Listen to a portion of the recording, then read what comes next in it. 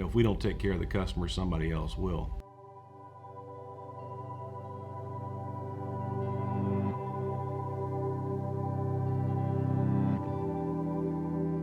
I've been in the car business about 36 years now. I grew up in it with my family. My dad was mainly was a dealer, also president of SCADA.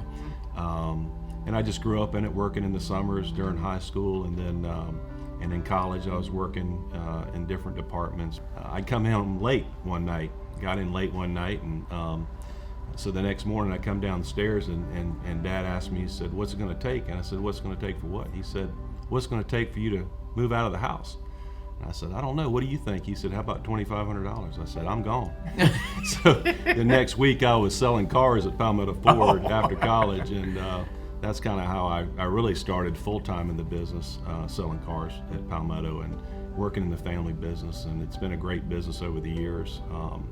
Worked in a lot of different departments, and kind of worked my way through the sales department, and went to NADA Dealer Candidate Academy, and then worked in the parts and service department. We had a parts and service director that was retiring after 30 years, and my dad called me to his office. He said, "You're going back to parts and service." So I kind of learned that part of the business, which is really, that's our lifeblood part of the business, where we got to take care of those customers, and that's a big part. So I was fortunate to learn the car business, and on the back end side as well as the front end. Things aren't always going to go right because we deal with so many different, so many customers, whether it be service or sales, and just listen and then try to help in any way you can resolve their concerns. You were our 70th president. Did y'all have anything going on back then?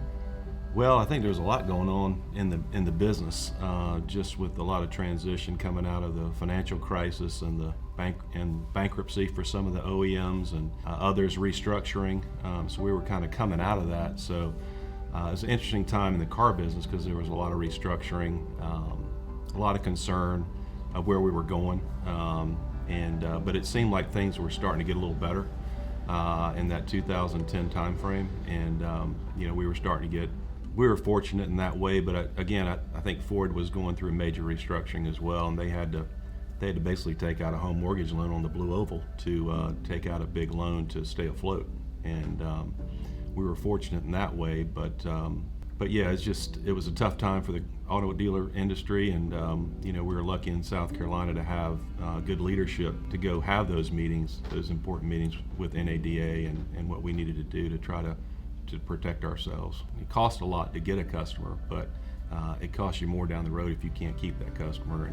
And I think we try to do that day in and day out, just try to take care of the customer the best way we can. I would just say to the next president of SCADA and future presidents is, just to have your heartbeat on what's going on, and the best way to protect the dealers is probably the key thing moving forward. And I hope that there's going to be a business for another generation or two down the road.